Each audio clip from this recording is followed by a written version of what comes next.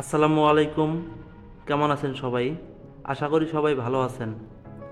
আজকে আমি দেখাবো কিভাবে সুন্দর একটা পাটের ব্যাগ আপনি নিজেই তৈরি করতে পারবেন। আসলে অনেকদিন পরে এরকম ধরনের ভিডিও আবার তৈরি করতে ইচ্ছা হলো, কারণ আমি অনেকদিন যাবৎ এই ইন্ডাস্ট্রিতে আছি এবং আমি দেখছি এরকম ধরনের পাটের ব্যাগের জনপ্রিয়তা দিন দিন অনেক বাড়ছে। আমি কিছু মানুষকে আমার অভিজ্ঞতা থেকে প্র্যাকটিক্যালি কাজ শিখিয়েছি, কিন্তু হঠাৎ মনে হলো বড় স্কেলে আমার অভিজ্ঞতা শেয়ার করার বড় একটা মাধ্যম হলো সোশ্যাল মিডিয়া। তাই আবার নতুন করে ভিডিও নিয়ে হাজির হলাম আপনাদের সামনে। আশা করি পুরো ভিডিওটা দেখবেন, এবং যেহেতু নতুন ভিডিও করছি তাই সম্ভাবনা আছে কোনো ভুল ত্রুটি হবার। আমি আশা করব আপনারা কমেন্ট বক্সে মতামত জানিয়ে দিবেন, আর ভিডিও ভালো লাগলে লাইক করবেন, আমাকে উৎসাহ দিতে চ্যানেলটি সাবস্ক্রাইব করবেন। তো চলুন বেশি কথা না বাড়িয়ে ভিডিওটি শুরু করা যাক।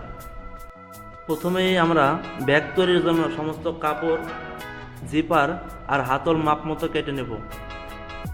এখানে আমি ব্যাগের সাইজ নিয়েছি উচ্চতা মানে হাইট 14 ইঞ্চি, চওড়া 16 ইঞ্চি এবং প্রস্থ 6 ইঞ্চি। তো এটার জন্য প্রথমে আমাকে নিতে হবে গ্যাজেট বা সাইডের অংশ। গ্যাজেট কাটিং করেছি চওড়া 47 ইঞ্চি এবং প্রস্থ 8 ইঞ্চি। কেন 8 ইঞ্চি এবং 47 ইঞ্চি নিলাম সেটা ভিডিওর মধ্যেই আপনারা বুঝতে পারবেন, তাই না টেনে সম্পূর্ণ ভিডিওটি দেখার জন্য অনুরোধ রইল। জিপার কেটে নিয়েছি 21 ইঞ্চি। এরপর নেব জিপারের পট্টি, এবং এটা কাটিং করতে হবে 15 ইঞ্চি বাই 3.5 ইঞ্চি 2 পিস। এরপর দুটো হ্যান্ডেল বা হাতল নেব 18 ইঞ্চি সাইজের। এটা চাইলে আপনারা মোটা ডস্টিং হ্যান্ডেল অথবা সেম কাপড়ের হ্যান্ডেল তৈরি করে দিতে পারেন। এবং সর্বশেষে দুইটা বডি নেব, হাইটের দিকে 15.5 ইঞ্চি এবং চওড়ার দিকে 16 ইঞ্চি। এই তো গেল আমাদের সমস্ত কাটিং পার্ট। এবং কোনটা কী পরিমাণে বাড়তি নিলাম সেটা ভিডিওর মধ্যেই বুঝতে পারবেন। প্রথমেই গ্যাজেটের দুই সাইড থেকে আধা ইঞ্চি করে ফোল্ড করে নিতে হবে।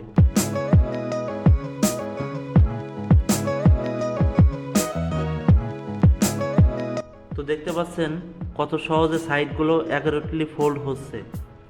আমি চেষ্টা করব পরবর্তী কোনো ভিডিওতে কিছু সেলাইয়ের টেকনিক দেখাতে, যাতে করে আপনারাও এক্সপার্টদের মতো করে কাজ করতে পারেন।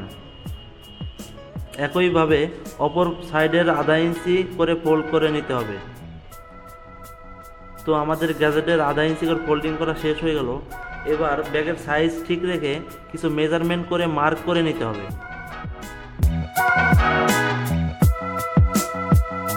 যেমন আমি প্রথমে 1.5 ইঞ্চি একটা মার্ক করে নিয়েছি ফোল্ডিং করার জন্য।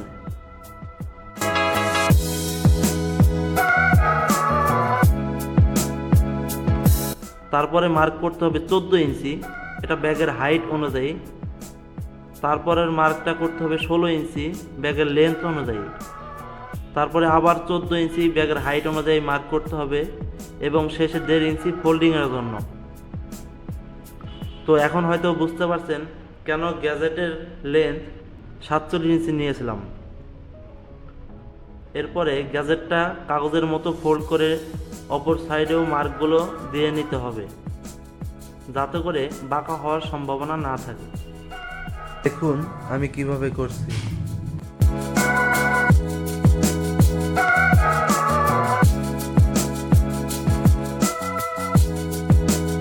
এরপর দেখবেন আমি কিভাবে 1.5 ইঞ্চি জায়গাটা ফোল্ড করলাম। প্রথমে আধা ইঞ্চি ফোল্ড করতে হবে, তারপরে 1 ইঞ্চি ফোল্ড করতে হবে। এখানে কোনো ধরনের ব্যাক স্টিচ না দিয়ে শুধু একটা সেলাই করে দেব। আশা করি বুঝতে পারছেন।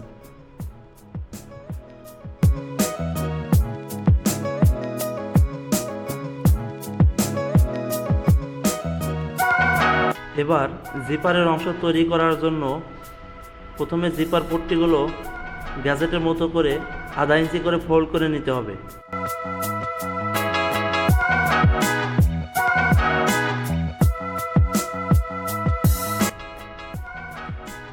এবং এভাবে 2 পার্ট ফোল্ড করে নিতে হবে।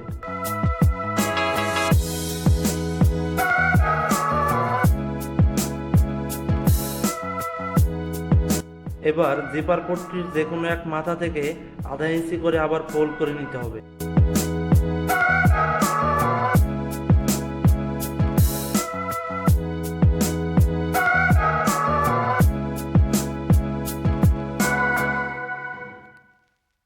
এবার জিপারের সাথে জিপার পট্টিটা জয়েন করতে হবে।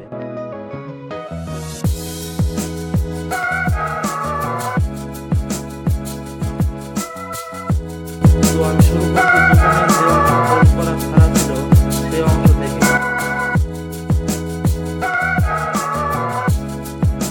এবং যে অংশ ফোল্ড করা ছিল সেখানে গিয়ে শেষ করব।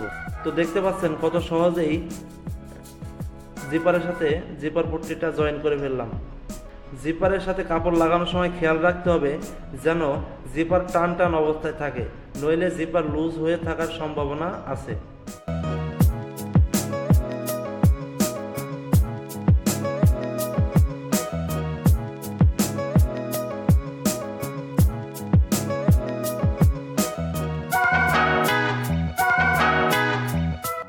এবার জিপারে যে অংশটা ফোল্ড করা ছাড়া ছিল সেটাকে ফোল্ড করে নেব এবং ফোল্ডের ভিতরে জিপারের মাথা ঢুকিয়ে দেব যেন জিপারের মুখটা বন্ধ হয়ে থাকে, যাতে করে জিপার বন্ধ করার সময় রানার বেরিয়ে না যায়।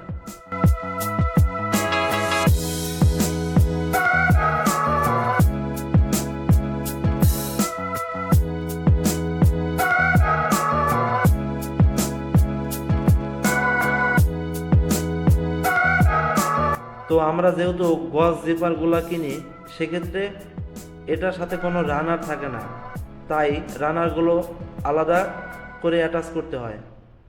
তো আমি দেখে দিচ্ছি কিভাবে জিপারের সাথে রানার ঢোকাতে হয়।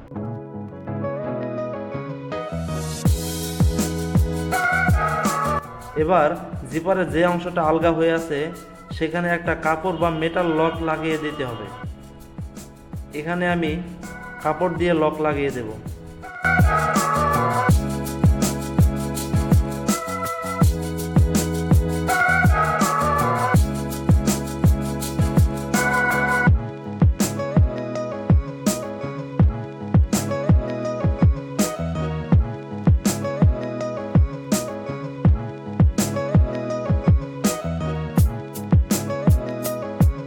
তো আমাদের এখানে জিপারের সমস্ত কাজ শেষ। আশা করি জিপার তৈরি করার প্রসেসটা বুঝতে পেরেছেন। এবার বডি রেডি করে নেওয়া যায়। এজন্য প্রথমে বডির উপরের দিক থেকে আধা ইঞ্চি পরিমাণ ফোল্ড করে নেব।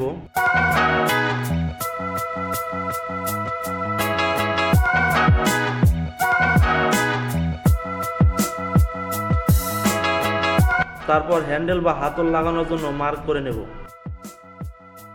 সহজেই মার্ক করার জন্য প্রথমে বডি অর্ধেক ভাঁজ করে মাঝ বরাবর ছোট্ট একটা মার্ক করে নেব।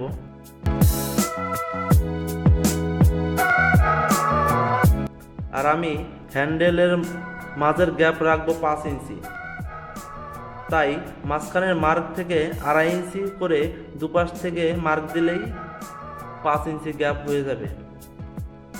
একইভাবে অপর বডিও মার্ক করে নেব।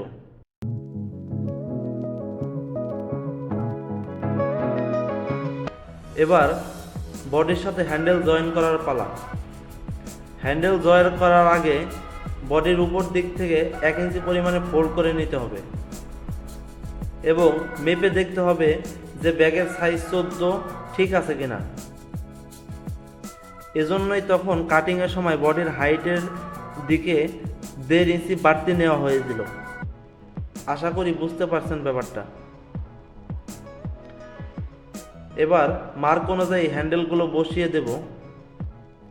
5 ইঞ্চি গ্যাপ ঠিক রাখার জন্য দাগের বাইরের সাইডে হ্যান্ডেল বসাবো।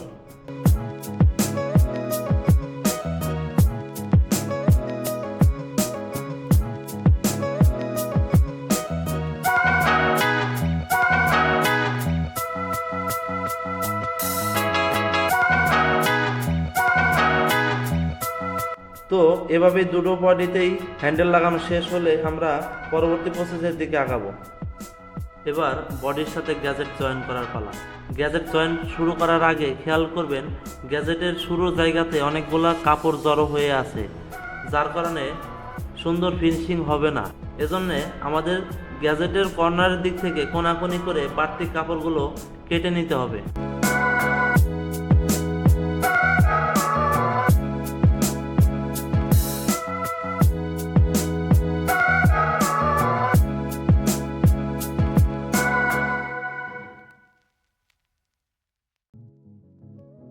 এবার গ্যাজেট জয়েন করা যাক।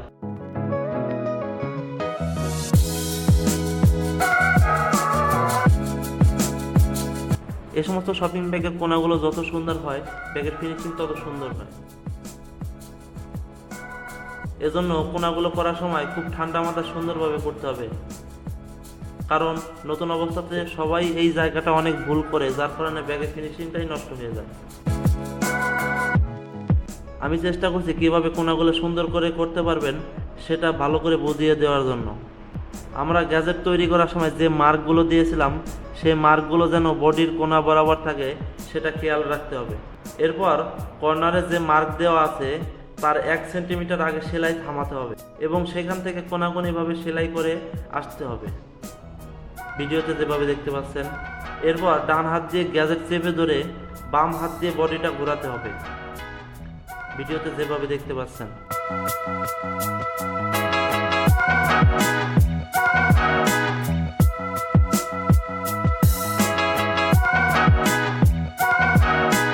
আর যেহেতু এটা অনেক মজবুত ব্যাগ, তাই প্রতিটা সেলাইয়ের ক্ষেত্রে খুব সুন্দর করে ব্যাক স্টিচ দিতে হবে, যেন কোনোভাবে ব্যাগের সেলাইগুলো খুলে না যায়।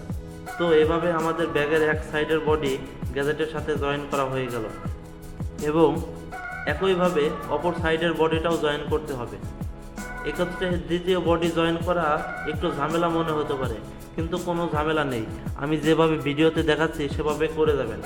আগে থেকে যে গ্যাজেটের মার্কগুলো করা ছিল সেগুলো দ্বিতীয় পার্ট লাগানোর সময় অবশ্যই খেয়াল করতে হবে, নইলে ব্যাগ বাঁকা হয়ে যাওয়ার সম্ভাবনা অনেক থাকে। তো দেখতে পাচ্ছেন প্রথম পার্টের মতো করে দ্বিতীয় পার্ট জয়েন করা শুরু করেছি এবং খুব সহজেই তা হয়ে যাচ্ছে। দ্বিতীয় পার্টের কোণাগুলো ঠিক রাখতে একটু ঝামেলা মনে হলেও আগের মতো একইভাবে কোণাগুলো ঠিক রাখবেন।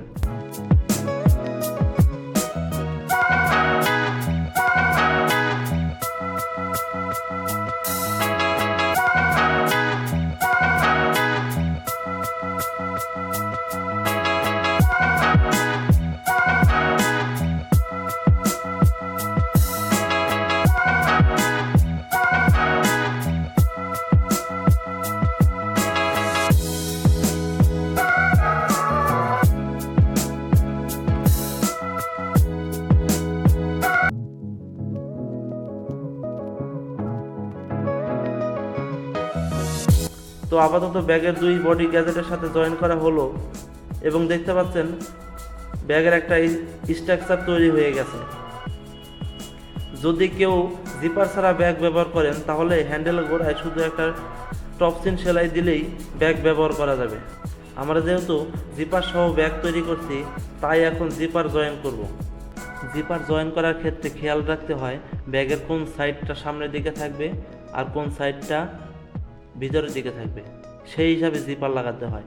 যেহেতু আমাদের দুই পাশে একই ডিজাইন, তাই কোনো এক সাইডে ওপেনিং দিয়ে জিপার লাগালেই হবে। প্রথমেই জিপারটা ব্যাগের হাতলে গোড়ায় বডির মুখ বরাবর ধরে দুই পাশে সমান পরিমাণ গ্যাপ দিয়ে ঠিকঠাকভাবে ধরে নেব।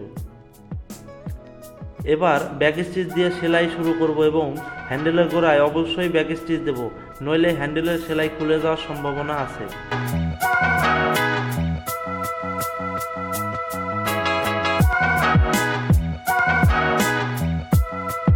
অপর সাইডেও একইভাবে সুন্দরভাবে সেলাই করে দেব।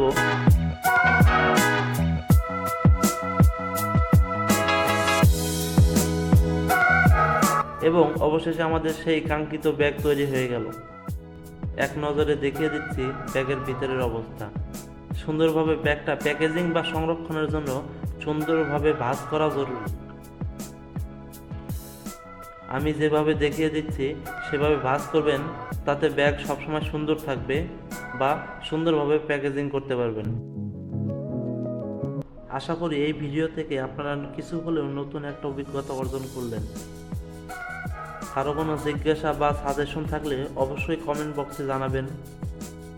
ভিডিও ভালো লাগলে লাইক করবেন, চ্যানেলটি সাবস্ক্রাইব করবেন ও বন্ধু পরিবারকে দেখার সুযোগ করে দেওয়ার জন্য ভিডিওটি শেয়ার করবেন। ধন্যবাদ। ভালো থাকবেন সবাই। আল্লাহ হাফেজ।